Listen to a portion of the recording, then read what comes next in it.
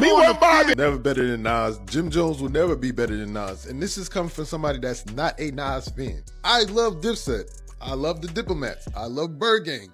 But we not. Jim Jones pulled up to Shannon Sharpe's podcast and boldly claimed he's not just relevant, but more influential than Nas.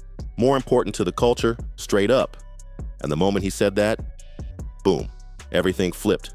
50 Cent didn't fire back with a name drop or a petty post. Nah, he posted an old federal transcript on Instagram like a silent bomb and let everyone else piece it together. Now fans are deep in the trenches, unearthing wiretaps, digging up old footage. And suddenly, Jim's in the gym dropping diss tracks, yelling into the mic like he's gearing up for Rikers. But this ain't just about Nas, and it sure ain't only about clout. This feels like 50's quiet way of reminding the whole industry who's really untouchable, and why certain people somehow manage to dodge indictments. Jim might have kicked this off to make a statement, but now, he might have cracked open something way bigger than music. I never got to see Nas. I never got to sit down and have a conversation with Nas and things like that. I had called you about it and things like that. That was like still one of the people that I never got to have a conversation throughout my history of rap and things like that. I think I would love to have a conversation with Nas. I wouldn't know if he knows it, but Nas was one of my all-time favorite rappers coming up and things like that. I've heard you say that. Since the barbecue and things like that. Like he really put the whole dope boy rap, crack hustler gift. There's a reason why Jim Jones bringing up Nas always hits with extra weight. This beef didn't just pop up out of nowhere. This ain't no random clash between old school and new school. Their tension goes way back to 2002, when Nas went off on a wild Hot 97 rant and out of nowhere called Cam'ron's album trash for no real reason. That shot was all it took to set Dipset off, and Jim Jones dove right into the fire. From that moment, things got heated.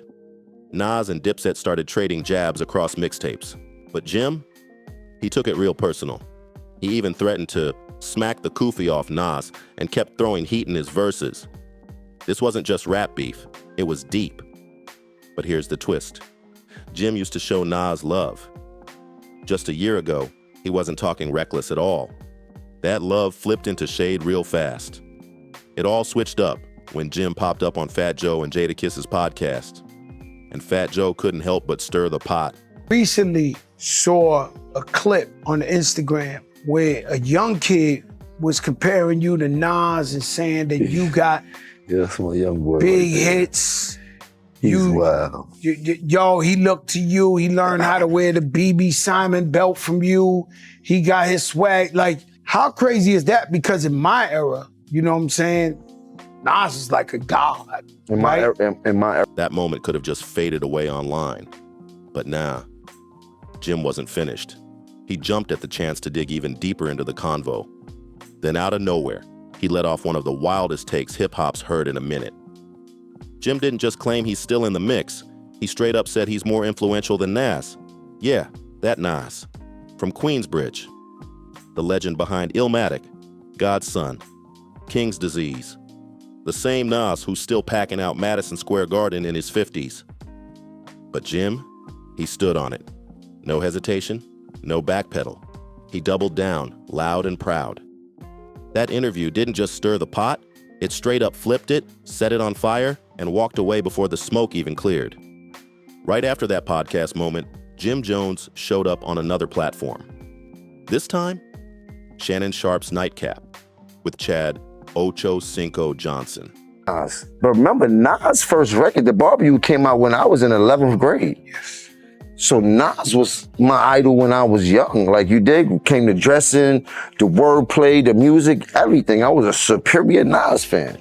Period. I'd never take that away from him. But then as I got in the game, you got to realize that your rivals would be idols, and not to take anything away from that. I developed my own style and my own lane that these kids start to gravitate towards the same way I gravitated towards Nas. Jim pulled up ready to stand on everything he said and ended up tossing even more gas on the flames. Shannon wasn't letting him off easy, either. He kicked things off by pressing Jim hard. But what came out of Jim's mouth next? Had fans hitting pause just to let it sink in? Right when you think Jim's done stacking himself up against Nas, he hits the culture with another spicy take. Jim started dragging up that old Dipset versus Nas drama from the early 2000s again. He said he used to be a bigger Nas fan than anybody, but now claims he's left Nas behind when it comes to real impact. Then he tried to soften it up, praising Nas for being one of the flyest dressers, but kept circling back. Nas, don't move the streets like I do. Me, Jim Jones.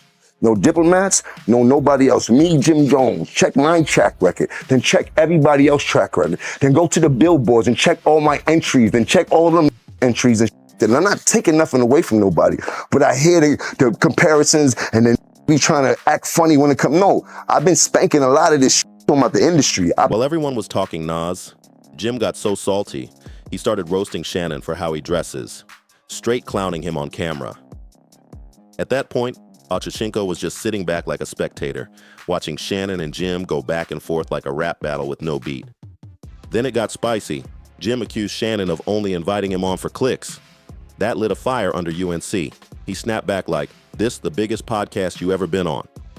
And just like that, Shannon flipped. He went from host to full-on challenger, ready to take it to the gym if Jim wanted smoke after claiming he was better than Nas. Shannon didn't just come for Jim's lyrics, he came for his whole body. Peep this. Instead of clapping back at 50 directly, Jim tried to flip the convo into some fitness flex. He challenged Shannon to a full-on workout war, like he was trying to prove he still got it, just in a different lane. But while Jim was busy flexing for the cameras, 50 had already moved in silence, pulling strings behind the scenes. And that individual one label, still sitting heavy in the air. Meanwhile, the internet went wild. The comments section turned into a riot. Folks couldn't believe a retired NFL Hall of Famer was the one standing tall for Nas. One fan even said, "Shannon did what Fat Joe and Jada should have done. Jones, you delusional. Shannon, thank you for bringing it up." And they weren't wrong.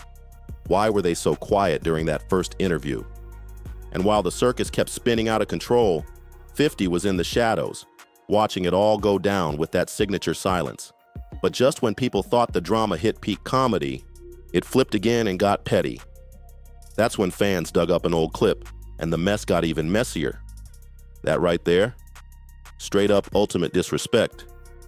Jim didn't just get ignored by Nas back in the day, he got laughed off the stage. And now, in 2025, always came to me after Bell the movie. That same clown energy is back in full rotation, but it didn't stop there. While Nas stayed quiet and Shannon kept bulking up, someone else was watching from the cut. The second 50 Cent caught wind of Jim's better than Nas claim. He didn't flinch, didn't rant, he laughed. Then he cracked open his legendary vault of pettiness and dropped one of the wildest throwbacks in hip-hop drama. He brought back that shady label, Individual One. That one caption had the internet in stitches. Because if you know, you know, Individual One isn't just a slick nickname. It's a federal tag straight out of the Tekashi 6ix9ine wiretap case from 2018, tied to the 9 Trey Bloods. During trial, prosecutors played a phone call that they claimed featured Jim Jones. He was never named in court, just referred to as Individual One. In that call, someone was allegedly giving orders to put hands on Tekashi for flipping on the crew. Jim's voice was never officially confirmed, and he was never charged, but the streets never forgot. But the streets, the blogs, and especially 50 Cent, they never let that moment fade. So when Jim started puffing up on podcasts, trying to bait Nas into some back and forth, 50 saw a golden opportunity to remind the world what really went down.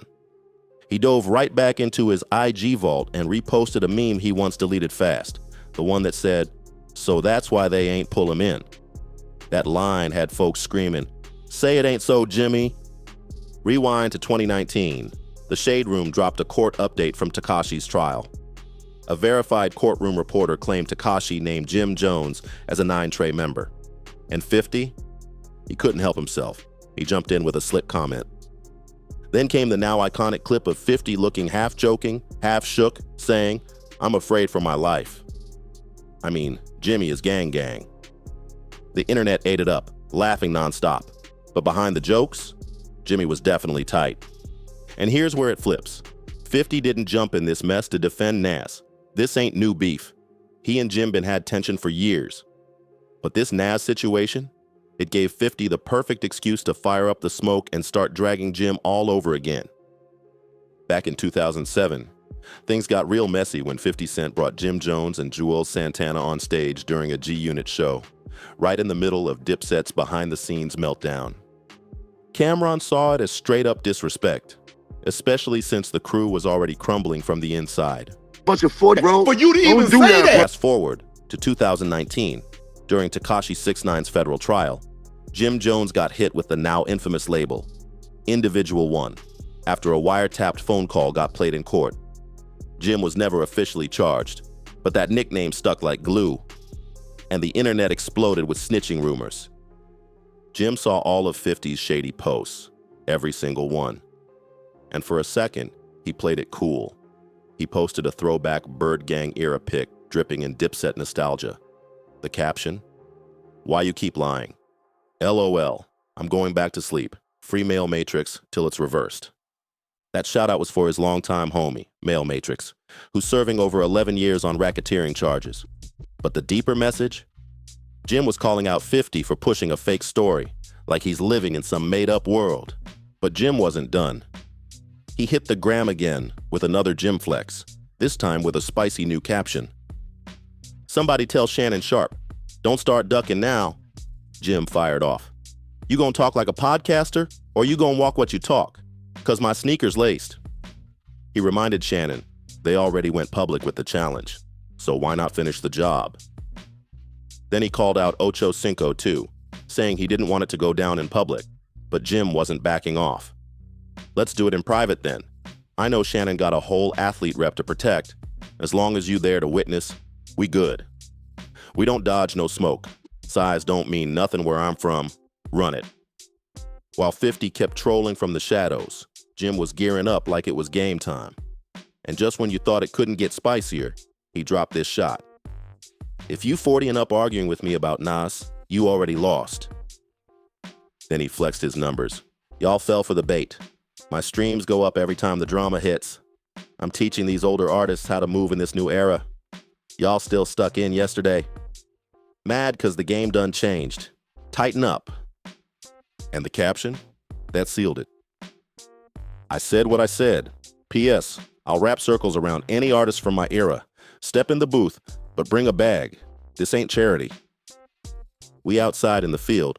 Take that how you want. But just know, we working every single day. And the wildest part? Through all this chaos, Nas stayed silent. Not a word. Meanwhile, Jim's still out here poking, still flexing, still claiming he's more influential. But if Nas does step in, it won't just be a diss. It might be a lyrical execution. The fans aren't buying it either. They're calling Jim out, saying he's doing the most with the least. Right now, Jim's still throwing bait. Nas still keeping it cool. And 50 still lurking in the shadows like a puppet master. And if that unreleased wiretap is real, Jim might have just talked himself into something bigger than rap. Because while he's out here rhyming and flexing for clout, 50's been real quiet. And when 50 goes silent, that's when the bomb drops. So now the real question, will Nas come out and shut it down with bars? Or will 50 let the streets eat and drop the truth when there's no turning back? Like the video, drop a comment, and don't forget to subscribe, 'cause this story, it's far from over.